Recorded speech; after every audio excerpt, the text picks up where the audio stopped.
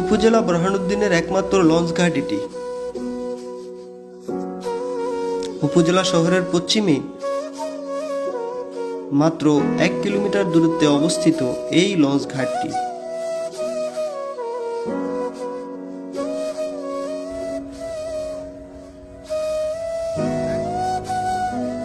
এখানকার নদী ও খালের উপরের ব্রিজ এবং আশেপাশের প্রাকৃতিক সৌন্দর্য মুগ্ধ করবে যে কাউকে অনায়াসে।